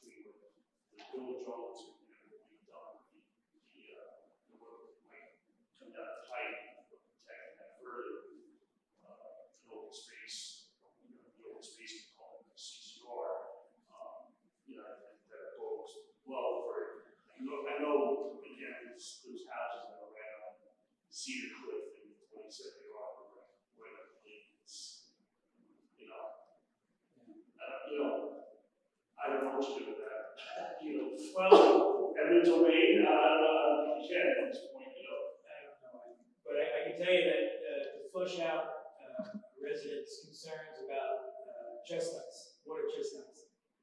I didn't really understand what the concern was. I mean, I do know what the concern is, but I didn't know what the concern was, at least initially.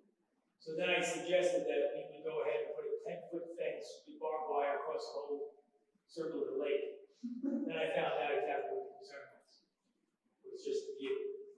It had nothing to do with quality of water, and the environment, and any of our watershed areas, it had to do with the view. That's our water supply. We process millions of gallons a day out of there, and there's a lot of people benefit from that. You know, 2 weeks ago, Supervisor Cardone, myself, my PD, John Cherney went up there. We pulled 12 people out of that thing. They weren't supposed to be in that thing. The trash is incredible. The garbage and the debris and the lack of respect for that property is remarkable. And it's our property. I'm pontificating that. Thank you.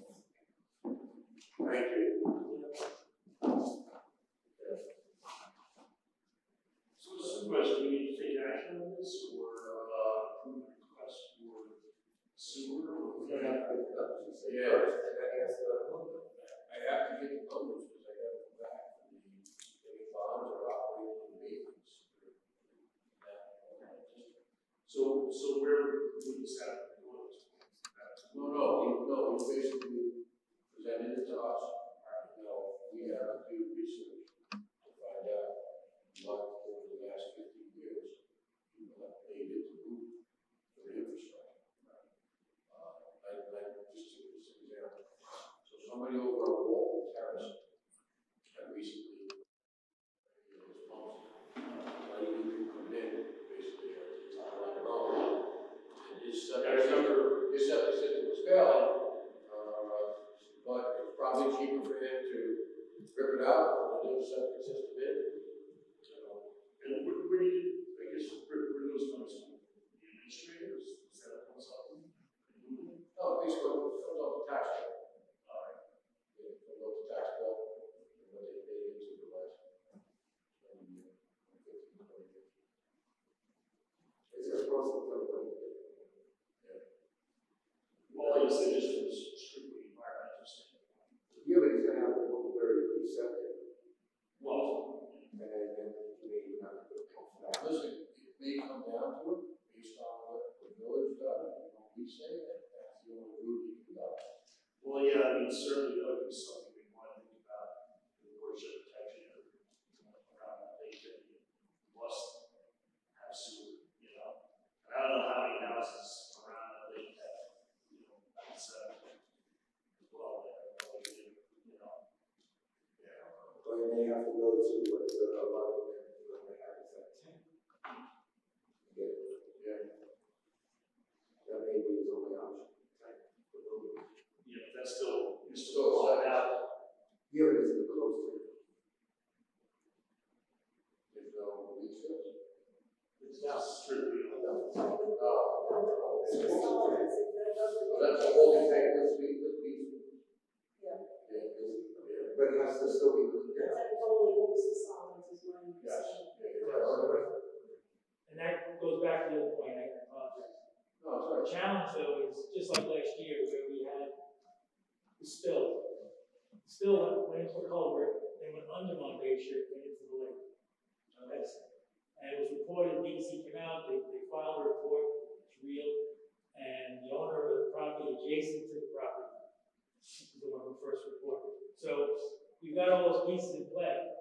And to the supervisor's point, if you have a property here that's pumping up to here, these solids that are resting here, then the liquids go to a holding tank.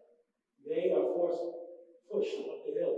You get a blackout, nothing's getting pushed. I don't know what happens at that point, frankly. Everybody has their own gig. And then it gets up to foundation and comes down. It's another Things that example. just so I think, you know, Each one? I don't know. each pump station. The pump station. The pump station, I'm talking about the individual owners.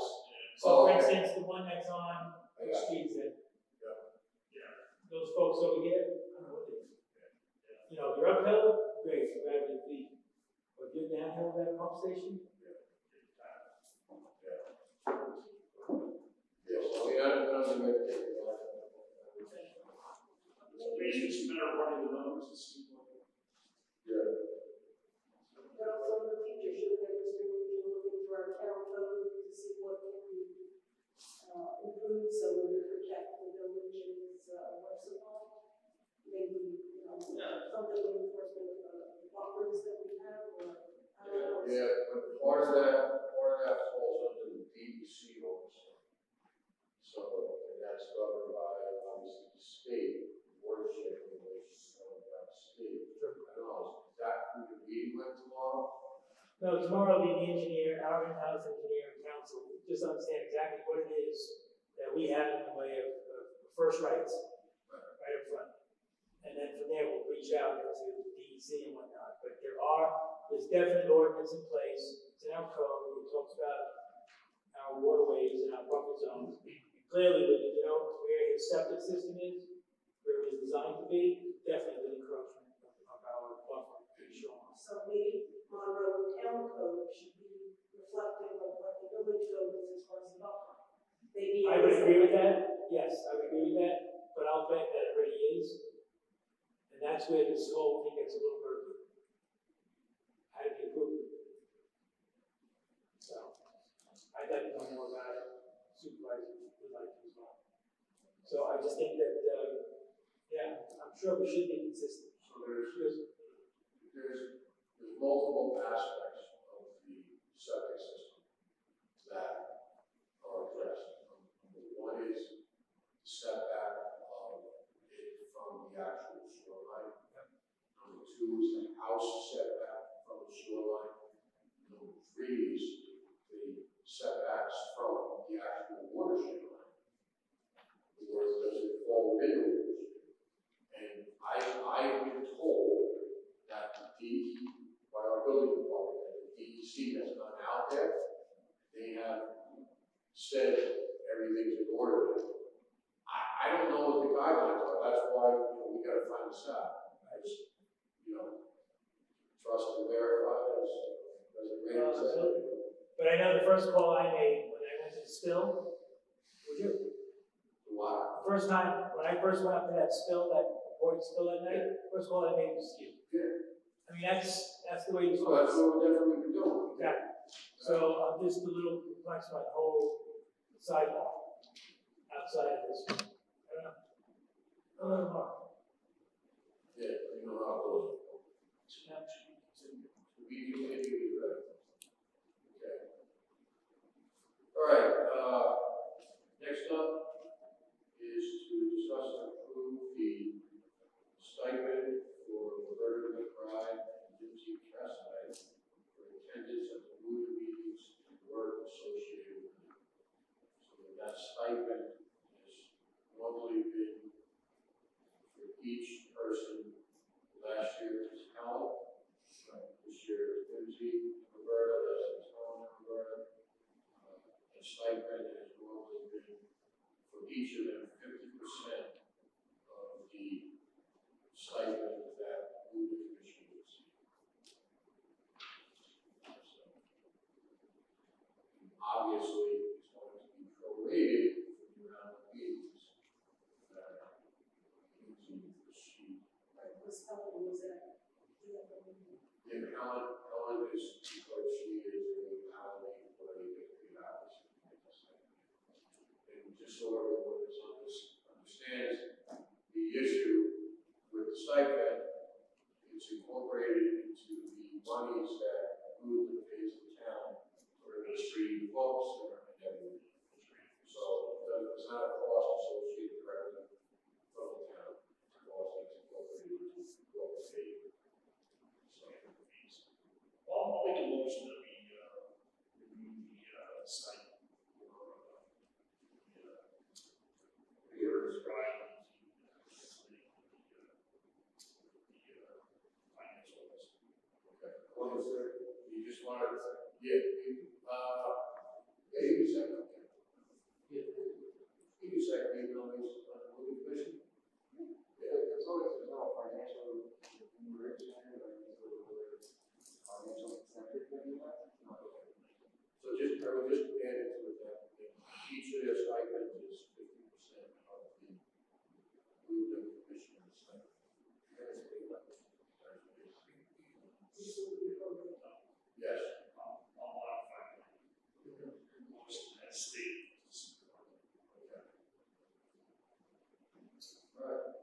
question? All right. Bill Nye, single I. You know, Okay, so moved. Two items under old business. I know you've been patient back there, I'm sorry. This item is for the Memorial Day.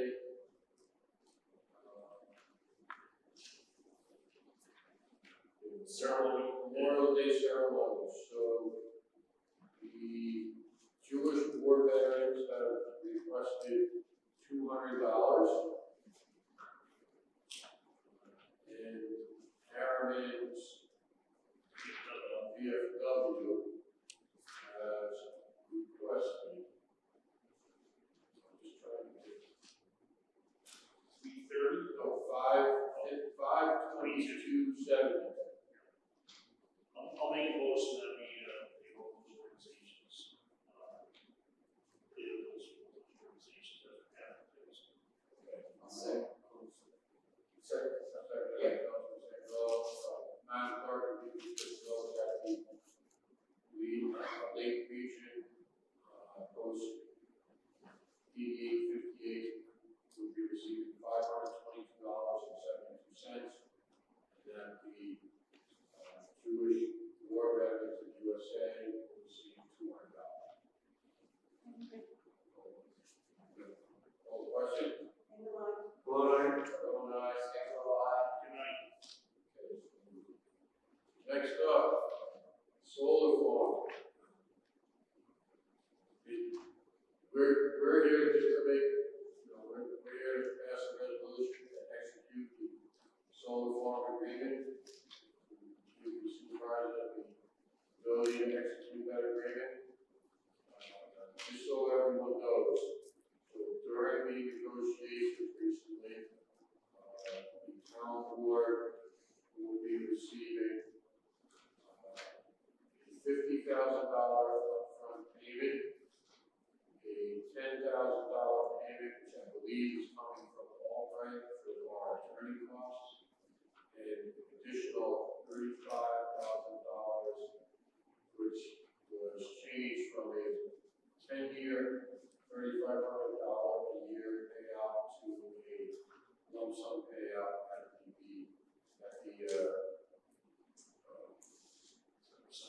signing of the contract, closing. So, going to read the whereases. Now therefore be it resolved, all whereas clauses are hereby incorporated by reference to those set forth before we are in. Section 2, town supervisors authorized to execute all documents necessary to complete the transaction related to the solar farm as presented to the town board and in final form, except for the town's legal counsel. Section 3, supervisor, the supervisor, any other officer or employee as directed by the town supervisor are authorized to take any and all necessary actions to carry out the provisions of the resolution.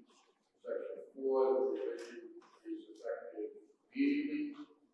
The question of the adoption of the foregoing resolution was duly put to a vote by roll call, which resulted in the following. So since you're signing this, I'll make the motion to authorize you to sign send the resolution and manage, right? Okay, just so everyone is aware that this was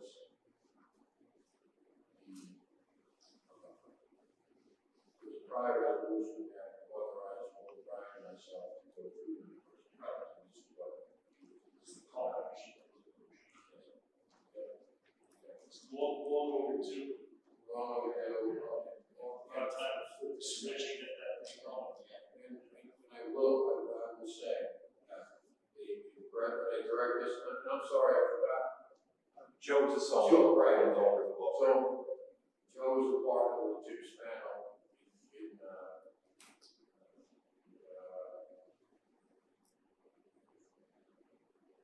why am I trying to blank on the name? Above grade. Oh, great, right, I'm sorry. There's been so many names that have been thrown, I apologize. So, he's a partner with Jim Spano in Above Grade, and these guys have been as professional as anyone we've dealt with. Speak up like offers. No!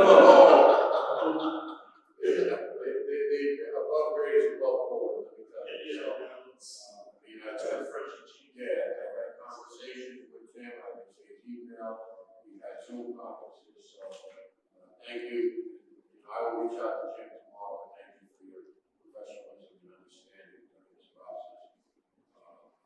Jim knows, I'm sure he made you aware of the trials and tribulations that we have been through in the past 3 or 4 years. So with that said, call the question. All in aye. Take it all aye. Okay, so is there anything you wanted to say, Joe? No, just thank you very much, and no, you guys have a long night. I appreciate it. I was just here to say hello, and I was getting to this point, and I know our council worked with Mr. Nugent and dot the i's across the t's where we need to effectuate the final documents. But thank you very much. Thank you very much. Thank you. Look forward to working with you. Okay. Also, this order knows there in the negotiations, there was a reduction in the kilowatt hour rate. So we'll see if someone will do 3%. Does that sound good? You're out of that? It's not your problem? Yeah. No, but there is a reduction. Yeah. Fire it up. All right. I don't believe there's anything for executive session. We just have public comment. Brown?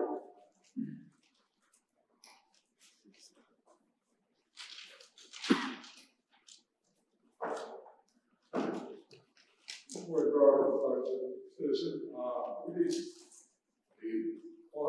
I request that you consider reinstating Zoom until we get off this ridiculous mask thing. The Zoom process, which we had with Mr. Nugent running it, very efficient. You know, good lessons going on, encumbered with masks and cleanliness. So let's just consider it. Thank you. Thank you. Thank you. You did a great job. Yeah. Very fortunate. Well, very well ran. Better than anyone of the other ones they've seen after. Including some of the ones that have worked. Very good. Maureen Loney?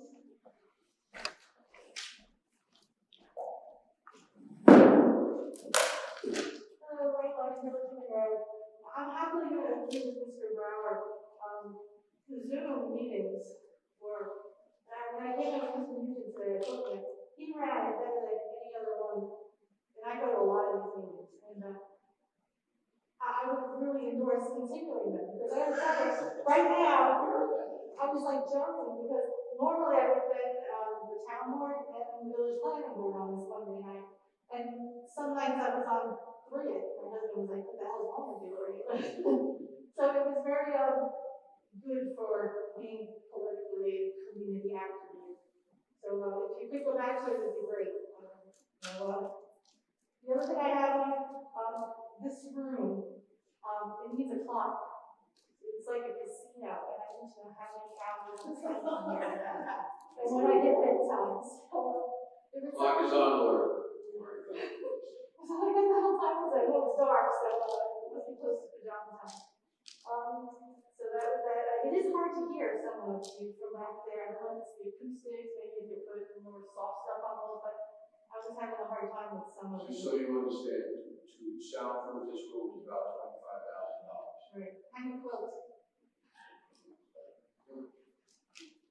Yeah. So that's that.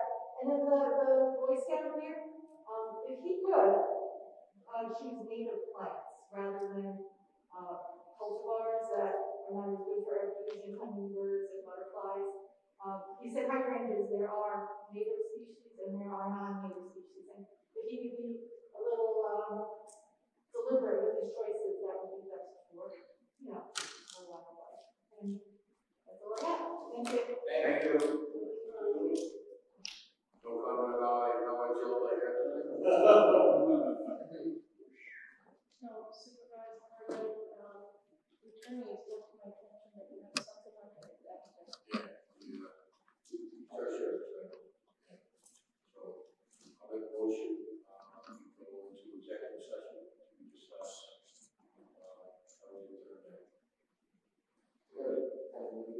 Any litigation?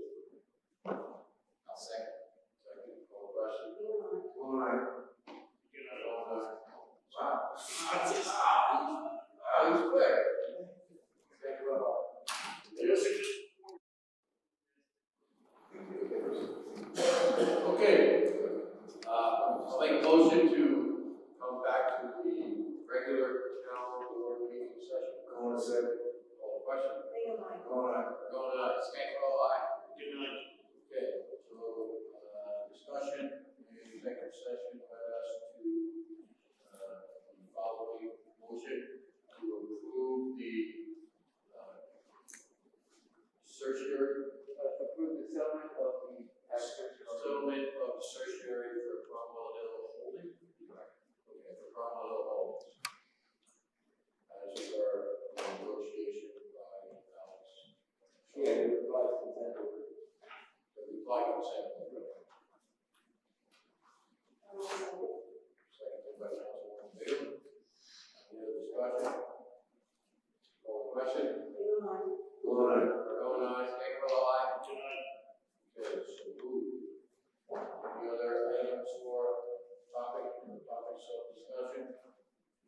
I'll make a motion to adjourn the meeting at 9:48. I see the clock on my head.